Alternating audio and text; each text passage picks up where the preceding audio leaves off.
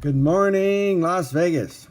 All right, what I want to do in this video is just give you some options on replacing these things with newer type cartridges.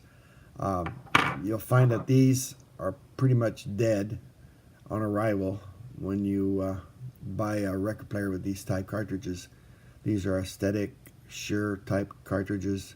The crystals inside, and usually it's deteriorated due to humidity and age, and they just no longer work. This one has been rebuilt with a piezo, I can never say that word, element.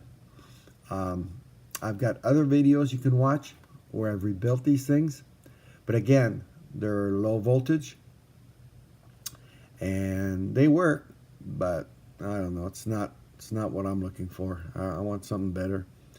So here's your options. I've installed this P-51-2 element. Here's a picture, and it works. It's got the mounting screws or mounting bracket built in, so you can mount it right up to where the old one was, and it does work, but the frequency response is like from 30 to 10,000, which is not great. I mean, the sound comes out, yeah, but I'll let you listen to it in a few minutes. I was looking for something that had more bass and more treble, and there's a few more out there. There's the new Jensen J1T shown in this picture. Now this one is 1 volt, so which means it would be a little louder, but still not 2 or 3 volts. There's also this Ronette cartridge that I found. I haven't tried that one, but I understand these are crystal type cartridges, so they may be dead on arrival, even though it's new old stock, depending on where they were stored. And make sure if you're going to buy these things, they're tested, but you'll have to find a way to install them, because there's no mounting screws on these things either. And there are, some of them are stereo, some of them are not, but if they're stereo, you'll have to wire it correctly. So let's go downstairs. I'll let you hear what this newer cartridge, it's a P-51-2 cartridge, 2mm needle on it, and it's supposed to be good for 78s and 35s and 45s, or 33s and 45s. All right, so let's go downstairs and I'll let you listen. All right, here is the cartridge I was telling you about. See, it mounts right up. I did have to put some spacers underneath because I didn't have much room. See, it's just barely, it's barely out there, out of the tone arm. So depending on what you have, you'll have to figure out how to mount it. Anyway, let's go ahead and listen to it and see what it sounds like. Okay, so there you have it. That's what it sounds like. And you may also have to disengage the automation on underneath, because it won't track correctly. It's made for the hard needle type, and those things track because they're really digging in. And that's another thing why I didn't want to use the old type cartridge, is because it just ruins these records. I mean, look at this record. Also, I've had to put an extra spring here just to get it to be a lightweight.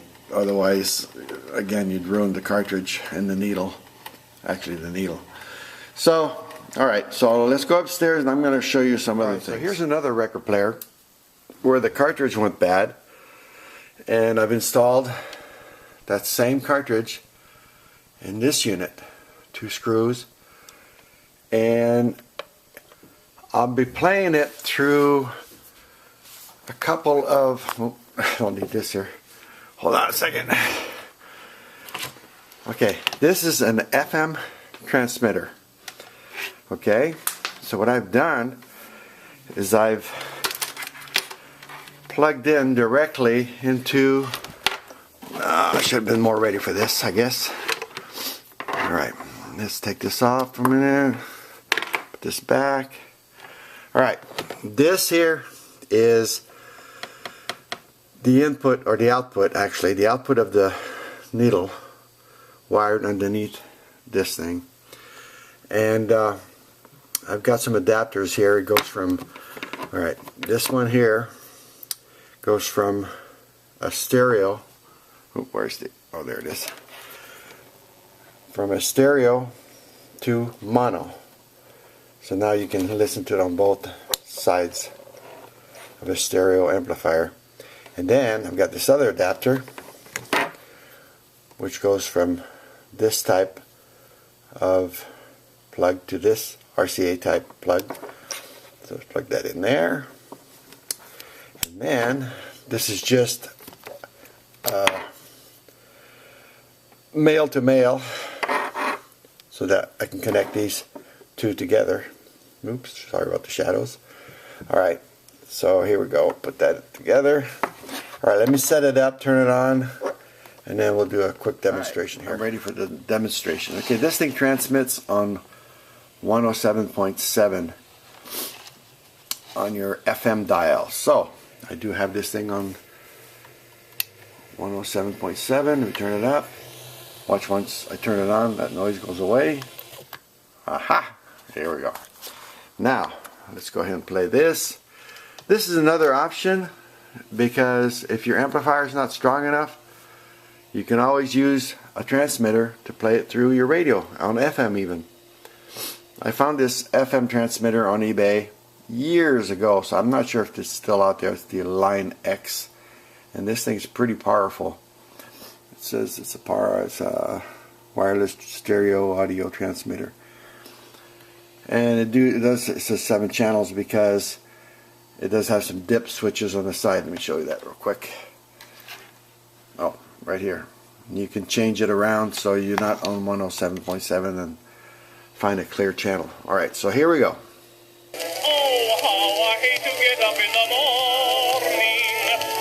So that's another way to play your records, right through a wireless transmitter.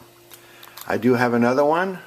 This one is an AM transmitter. It's also an FM tuner. This is the tuner, and it transmits FM radio right to your AM radio. So if you have an old AM radio and you just want to transmit FM to it, this would be something you might be interested in. It doesn't have a name. I think there's a guy on eBay that actually puts these together, and it does work. So let me get it all set up, and then we'll do a quick demonstration on AM radio. Transmits on 1510, I think. So let's get this. All right, again, it plugs in the same way. Let's plug it in. I've got it turned on. There's a little on and off switch, and there it is. Yeah, there's a little on and off switch, and if you unplug this, you get the tuner. See? Now this is FM transmitting to an AM frequency.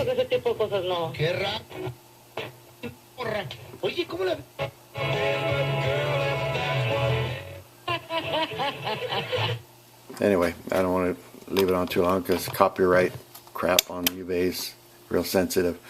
Once you plug it in, now you can play an iPod. You can plug it in like I did to a needle. So let's go ahead and play it here. Now we're playing on AM radio. So there you have it. It's just another option. I've been playing around with this stuff for a while and trying to make it sound its best, but again, it has a lot to do with the cartridge itself. If you don't get a good cartridge, you'll just get what you're hearing here. It's, you know, you can. I've played other records and I can't get no. Let's try another one real quick. Let's see here. I've got some of this stuff here. Let's try this one. I'm not sure what this is. We'll find out in a minute. It's called blend, whatever that is. Blend.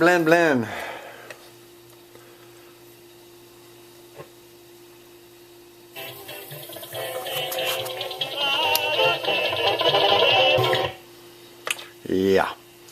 Alright, well, there it is. Hope this helps some of you who are contemplating on changing your cartridge.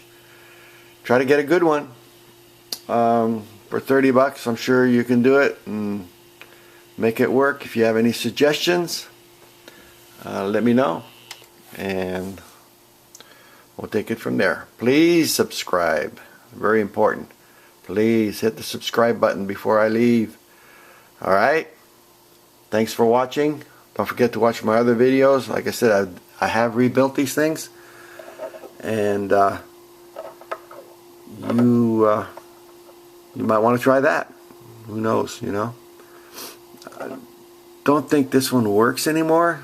And I don't know why. I'm going to take it apart. Maybe something became... maybe something's... well, there's something wrong with it. Alright. Anyway, thanks for watching. Please subscribe.